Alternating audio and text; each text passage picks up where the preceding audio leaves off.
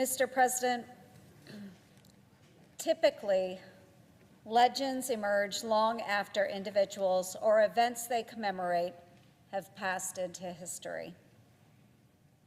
However, the legend of Colonel Ralph Puckett was present among us for decades. Ralph Puckett Jr. was a giant of a man in his accomplishments, duties, and passion. He started on his journey into legendary history when he graduated from West Point in 1949, commissioning as an infantry officer. Following the outbreak of the Korean conflict in 1950, Lieutenant Puckett volunteered to command the newly created 8th Army Ranger Company. This freshly minted lieutenant was charged with turning non-infantry soldiers into battle-ready Rangers in only 5.5 weeks. And to no one's surprise, he did it. On November 25th, 1950, the Rangers dismounted their vehicles under heavy fire and secured Hill 205 against an onslaught of North Korean fighters who outnumbered them nearly 10-1. Lieutenant Puckett was instrumental in this effort. He called in supporting artillery fires dangerously close to his position. He intentionally exposed himself on 6 occasions, allowing the enemy force to focus on him while enabling his men to locate and kill the enemy. Lieutenant Puckett was wounded twice in this battle, but he refused to be evacuated and instead chose to continue to lead his men while they repelled 5 consecutive counterattacks. It wasn't until the 6th counterattack, with supporting artillery fires unavailable and in the face of almost certain death, that Lieutenant Puckett ordered his men to leave him behind due to his injuries and the chaos surrounding the close quarters fighting. Instead of leaving their commander, 2 Rangers fought their way to Lieutenant Puckett and they drug him to safety. For his actions, he was awarded the Distinguished Service Cross. Following the battle that nearly cost Lieutenant Puckett his life, he was sent to Fort Benning, Georgia, for recovery. There he met his future bride, Miss Jeannie Martin. They would later be married on November 26, 1952, the 2nd anniversary of the battle. Instead of retiring from military service, Lieutenant Puckett chose to serve as a combat arms officer at the United States Army Ranger School. In 1967, Lieutenant Colonel Puckett volunteered for a tour in Vietnam, where he once again led soldiers in combat, most notably during the Tet Offensive. In 1971, after 22 years of service, Colonel Puckett retired from active duty. But that was not the end of Colonel Puckett's service. When he and his family moved to Georgia in 1990, he devoted much of his time to speak on base and to teach leadership courses. He also participated in numerous field training exercises and visited soldiers serving all around the world to pass on the leadership and life lessons he learned during his multiple combat tours.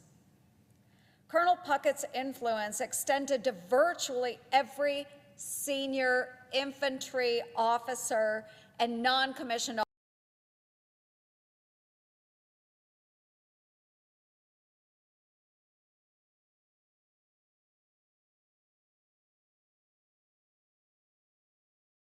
more, or within the 75th Ranger Regiment for nearly 2 decades. However, his mentorship wasn't limited to the men and women at the senior ranks. It resonated across all levels of our military. Between his leadership while on active duty and mentorship after he retired, Colonel Puckett influenced generations of service members, including me. I was fortunate enough to meet Colonel Puckett when I worked on Fort Moore in the 1990s. When I was deployed in support of Operation Iraqi Freedom from 2003 to 2004, Colonel Puckett, who had become a mentor, would write me with words of advice and motivation. For a man of his stature and legacy to spend this time mentoring a young captain on deployment is just one small example of the character and tireless devotion of Colonel Puckett. Rightly so, Colonel Puckett was an inaugural inductee into the United States Army Ranger Hall of Fame. He would go on to be the honorary colonel of the 75th Ranger Regiment from 1996 to 2008.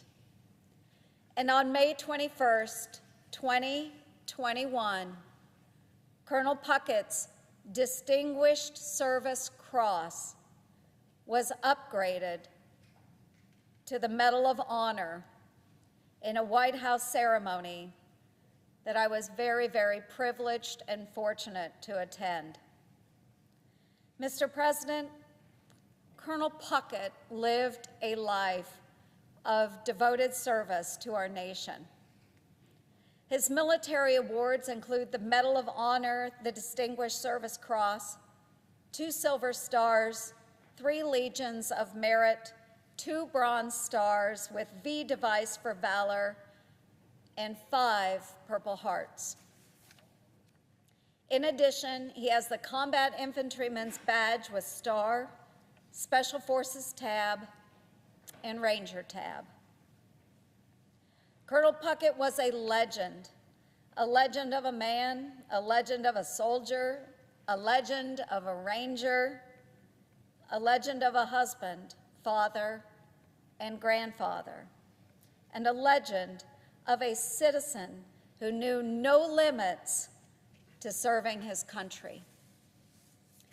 After a literal lifetime of dedication and service to America, it is only fitting that we pay tribute to Colonel Puckett in the rotunda of the Capitol to honor his sacrifices and the sacrifices of the silent generation and the more than 5,700,000 men and women who served in the armed forces of the United States during the forgotten war. This country is forever in your debt for answering the call to fight against tyranny and oppression in the Korean conflict. Mr. President, I ask that we take a moment of silence in memory of Colonel Puckett and the contributions he made both in and out of uniform, and to acknowledge the sacrifices his family made when Colonel Puckett's duties took him away from home.